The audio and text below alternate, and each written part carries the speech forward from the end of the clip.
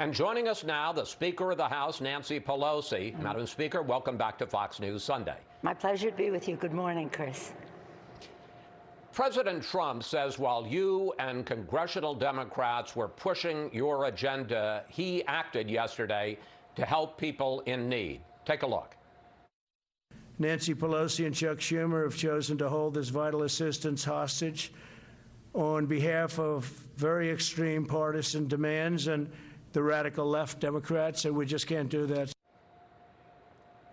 However it came about, and I know you don't like the executive action, won't millions of Americans now get some extended federal unemployment relief and some protection from evictions? Get that now rather than getting nothing at all? No. In fact, what the president did is, I agree with the Republican senator said, it was unconstitutional slop. While it has the illusion of saying we're going to have a moratorium on evictions, it says, I'm going to ask you, the folks in charge to study if that's feasible. While he says he's going to do the payroll tax, what he's doing is undermining Social Security and Medicare. So these are illusions, and they really do not, what he calls in our bill, unnecessary. Let's just review the difference. First of all, millions of children in our country are food insecure. Our bill addresses that with tens of billions of dollars. Feed the children. The Republican bill has $250,000. While our bill addresses those who are on the brink of eviction, we use the numbers from the Princeton Eviction Lab and the Low-Income Housing Coalition to show how many people will be evicted and what their needs are, and that could come to tens of billions of dollars. The Republican bill has nothing. This being a Sunday morning, I just recall a prayer that says, pray for those who are hungry, pray harder for those who will not feed them, pray for those who are homeless, pray harder for those who will not give them shelter, pray for those who are sick and lonely, pray harder for those who will not give them comfort. But what the president did does not address schools, all of the issues that are contained in the legislation. We can go through that, but you said give short answers. But Speaker, I understand that the president's executive action doesn't do all the things you want, but having no bill at all, not coming to any agreement, wasn't going to provide any of the things that you want either. You're known as a master negotiator, but didn't you mess this one up? Because you talk about all the things that the president's bill, let me just finish if I may, Speaker. Now, because there's no deal at all, cities and states won't get any money. There's no money for the post office. There's no money for hospitals. There's no money for state boards of election. You knew that the president was threatening to take this executive action. I understand that you weren't going to get everything you wanted and didn't get everything you wanted, but should you have cut a deal? And are you ready to go back into talks to try to come up with a fuller package?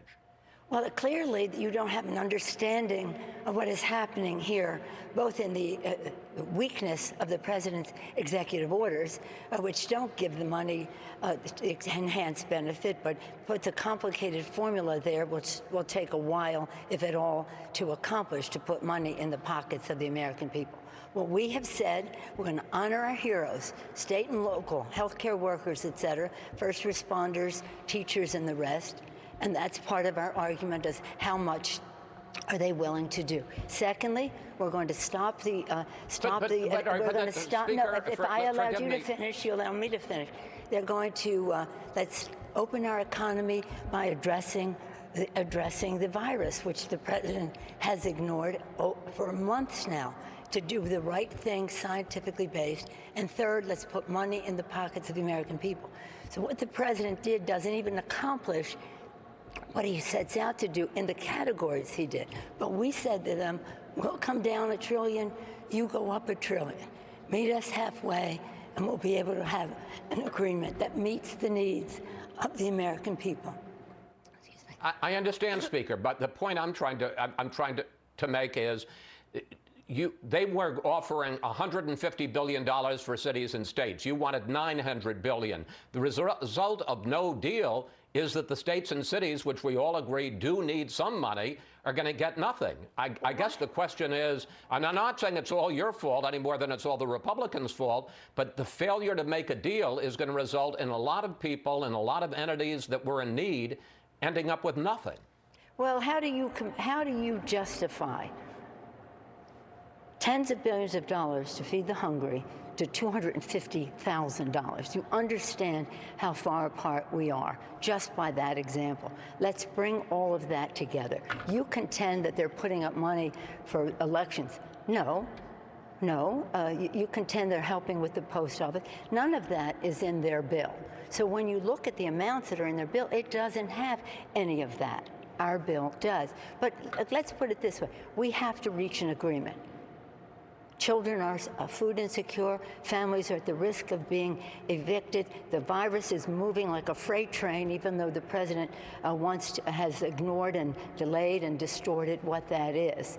Something's wrong. When you look at those executive orders, either the kindest thing I could say is he doesn't know what he's talking about, or something's wrong there. Something's very, very wrong there. So to characterize them as even accomplishing what they set out to do as something that is that would take the place of an agreement is just not so.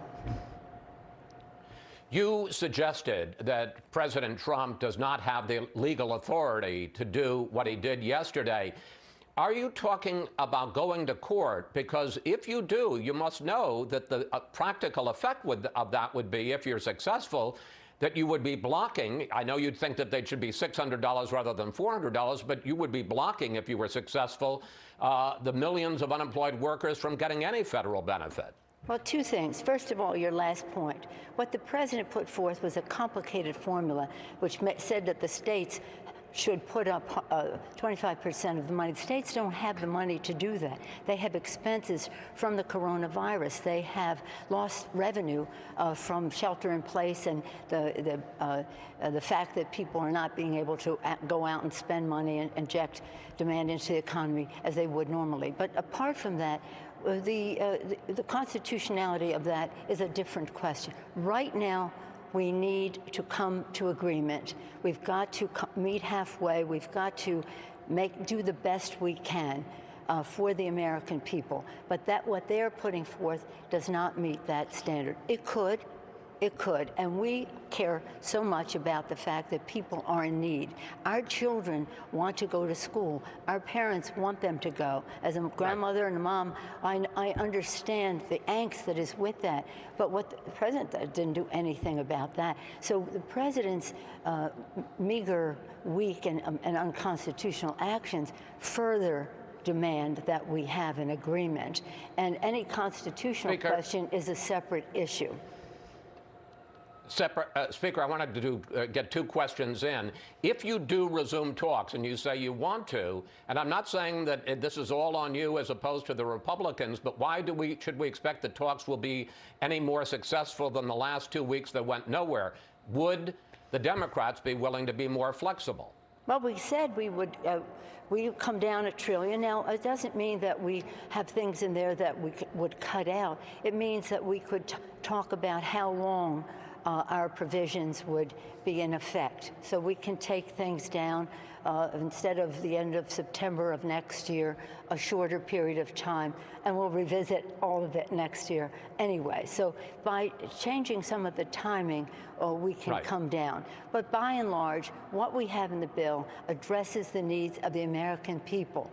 And we have and part of the time that it's taken for us to go back and forth is to demonstrate to the Republican negotiators the justification, the documentation of what it means in terms of what we need for feeding the hungry, what we need for helping people who are on the verge of eviction, what we need for schools. Speaker, I understand all that. I got one last question I'd like to get in the time on a completely different subject. The intelligence community came out with a report this week that says that the Russians are taking, their words, a range of measures to undercut Joe Biden and to help President Trump get reelected. But they also said that China and Iran very much want to see the president defeated. Are you worried about foreign interference from both sides? No, in fact, what I'm concerned about in the intelligence report, and we have Leader Schumer and I, Chairman Schiff and Vice Chairman, whatever they call it in the Senate, Warner, have written to say you have to release the information, not sources and methods, but the American people need to know what the Russians are doing in this case, and the American people believe that they should decide who the next president is, not Vladimir Putin. They try to blanket it with the Chinese, they said, prefer Biden over, we don't know that, but that's what they're saying. But they're not really getting involved in the presidential election. I've been a critic of China for over 30 years. I take no second place to no one on my criticism of China. But for them to give some equivalence is not right. It doesn't really tell the story. But as long as they tell the whole story about Russia, then they can hide it any way they want. But the American people need to know. This is our sacred right. This is our elections. And in every way, we must make sure the American people remove obstacles of participation and obstacles in terms of intelligence to make sure they know what is at stake. Speaker, in the hopes of negotiations, I'm going to take you off the stage and put Secretary Mnuchin on so he gets to talk as well. Thank you so much. Thank you for your time. Always good to talk with you. My pleasure. Thank you, Chris.